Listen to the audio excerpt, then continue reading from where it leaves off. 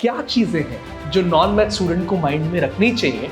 IP mat Indore में आपको clearing syllabus के हिसाब से नहीं चलना, बट कि how much clear you are in syllabus के फॉर्म में चलना है। अगर आप कम्बैट कर पा रहे हैं अच्छी तरीके से तो मैथ में अपना एटीएस बढ़ाइए, नहीं तो इंग्लिश में अपना एटीएस जरूर बढ़ाइए। अगर इन चीजों के ऊपर आपने अपनी पकड़ बना ली तो काफी हद तक आप कट ऑफ के तो काफी ऊपर ऑटोमेटिकली आ जाएंगे।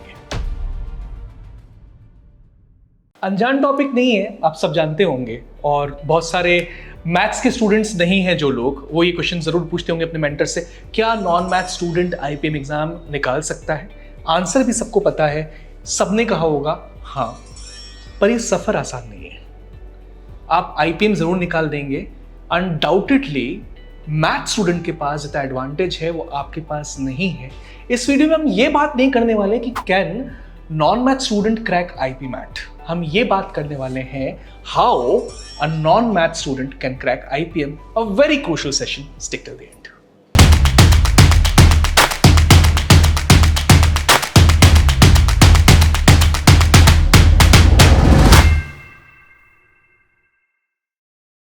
ये वीडियो स्टार्ट करने से पहले मैं आपको एक किस्सा सुनाता हूं।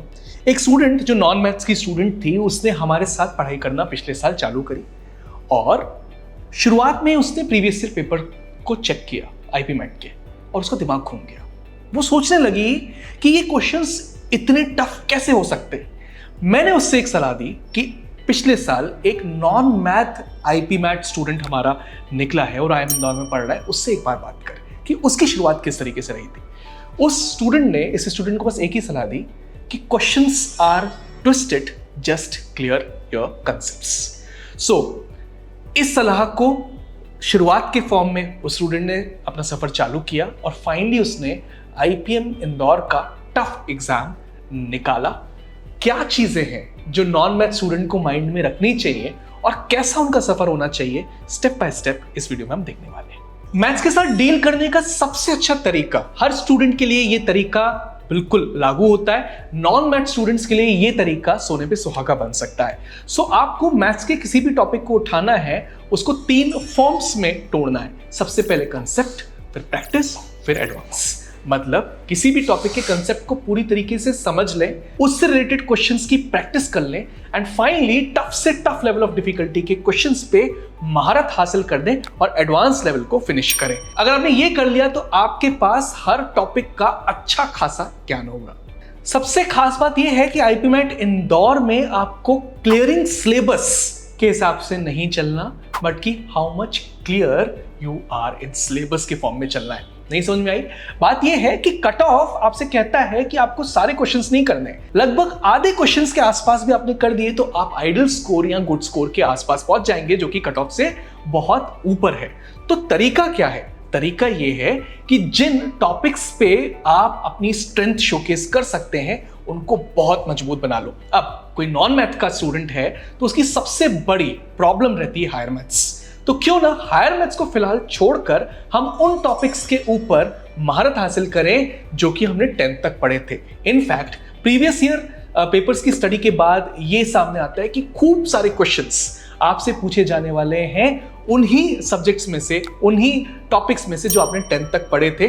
कुछ टॉपिक्स जो कि अमूमन काफी बार पूछे जाते हैं, late me read out the names for you, और ये नाम आप बहुत अच्छी तरीके से कर सकते हैं। अरिथमेटिक एक बहुत बड़ा पोर्शन है जिसमें percentages, profit and loss, ratio proportion, average, work in time, time speed and distance जैसे काफी सारे क्वेश्चंस पूछे जाते हैं। Number system, remainder theorem, factors, geometry, mensuration. अगर इन चीजों के ऊपर आपने अपनी पकड़ बना ली तो काफी हद तक आप कट ऑफ के तो काफी ऊपर ऑटोमेटिकली आ जाएंगे। मतलब आप कंसेप्ट, प्रैक्टिस, एडवांस के फॉर्म में इन टॉपिक्स के ऊपर अपनी पकड़ बना लेते हैं तो फिर हायर मैथ्स के इजी टॉपिक्स से अपनी शुरुआत करिएगा। Let me read out the names for you. These are the topics that can be started with. तो इक्वेशंस, खासकर लीनियर एंड क्वाड्रेटिक, क्योंकि उसका कुछ ना कुछ पोर्शन आप 10th के पहले भी पढ़ चुके हैं। लॉगरिथम्स, क्योंकि प्रॉपर्टी बेस्ड यहाँ पे क्वेश्चंस पूछे जाते हैं तो ये भी आपके लिए काफी टफ नहीं रहेंगे अगर उन प्रॉपर्टीज की बेसिस पे आप क्वेश्चंस कर रहे हैं तो। सेट थ्योरी के इजी वाले क्वेश्चंस तो आप आसानी से बना सकते हैं। अर्थमेटिक प्रोग्रेशन, ज्योमेट्रिक प्रोग्रेशन भी काफी सारे स्टूडेंट्स ने 10th तक पढ़ लिया होता है, तो इनका टफर वर्जन भी आप अच्छी तरीके से कर सकते हैं।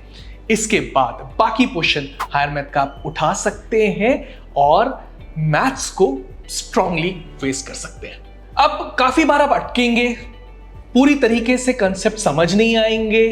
हो सकता है कि एडवांस क्वेश्चन कुछ पर्टिकुलर टॉपिक्स के, खासकर हायर मैथ्स के लास्ट वाले टॉपिक से आपसे नहीं बन रहे हो, तो उन टॉपिक्स को आप अपने मेंटर से मदद लेकर क्लियर करेंगे, लेकिन उनको बैगेज बना के अपने सर पे नहीं रखेंगे। अगर वो आपसे नहीं बन पा रहे तो आप उन्हें छोड़ भी सकते हैं। पॉइंट नंबर 3 आपको अंदेशा दे रहा है, your ATS should be high at least in 1 section. एक सेक्शन पे आप इतनी कमांड हासिल कर लें कि आपका ATS बहुत स्ट्रांग हो जाए। अगर आप कम्बैट कर पा रहे हैं अच्छी तरीके से तो मैथ में अपना ATS बढ़ाइए, नहीं तो इंग्लिश में अपना ATS जरूर बढ़ाइए। अगर आपने एक पर्टिकुलर सब्जेक्ट में कट ऑफ के आसपास भी मार्क्स लेके आ रहे हैं और दूसरे में कट ऑफ से काफी ऊपर, तो भी IB मैट इंदौर निकलना उतना टफ नहीं है। पॉइंट नंबर 4 बहुत इंपॉर्टेंट और बिल्कुल दिमाग में बना के रखिएगा। क्वांटिटेटिव एप्टीट्यूड का शॉर्ट आंसर सेगमेंट क्वेश्चन मैंने देखा है, कुछ स्टूडेंट्स उसमें सिर्फ 4 मार्क्स लेके आ पाते हैं और कुछ स्टूडेंट्स ने इसी साल 28 से 32 मार्क्स भी स्कोर किए। मैंने उनसे पूछा कि आप इतना अच्छा स्कोर कर पाए, उसके पीछे राज क्या था। उन्होंने बोला, उन्होंने जब क्वांटिटेटिव एप्टीट्यूड की शॉर्ट आंसर्स की प्रैक्टिस चालू करी थी तो हमेशा विदाउट ऑप्शंस वाले क्वेश्चन से ही की थी। सो आपको एक सलाह है, विदाउट ऑप्शन वाले क्वेश्चंस को सॉल्व करके देखिए और नियर बाय जो आंसर है उसके आसपास पहुंचने की कोशिश करेगा। ट्रस्ट मी, अगर आप 2 से 3 महीने तक इस पे अपना हाथ चलाते हैं तो ये सेक्शन आपका फ्रेंड बन जाएगा। Point number 5 mock test. जो नॉन मैथ्स के स्टूडेंट्स हैं उनके लिए मॉक टेस्ट अमृत का काम करते हैं, तो इसलिए मैं रिकमेंड करूंगा एटलीस्ट 25 ट्विन मॉक्स लगाइए। 25 ट्विन मॉक्स से मेरा मतलब है जो IB मैट इंदौर एग्जाम के क्लोज मॉक्स लाइक IBM अस्त्र टेस्ट सीरीज, उसके 25 मॉक्स जरूर लगाइए। एंड हर बार मार्क्स से ज्यादा आपका फोकस होना चाहिए एनालिसिस पे, क्योंकि हर मॉक के एनालिसिस के बाद आपका स्कोर कार्ड बढ़ने वाला है और आपको ये समझ में आएगा कि इस एग्जाम को एग्जैक्टली लिखना कैसे है। पॉइंट नंबर 6, इंग्लिश से अपना फोकस मत हटाइएगा। काफी फोकस आपको रखना होगा इंग्लिश के ऊपर, क्योंकि वहां पे कट ऑफ्स थोड़े हाई जाते हैं और आपको थोड़ा ज्यादा टाइम जरूर लगेगा एक मैथ स्टूडेंट से IB मैट एग्जाम को क्लियर करने के लिए।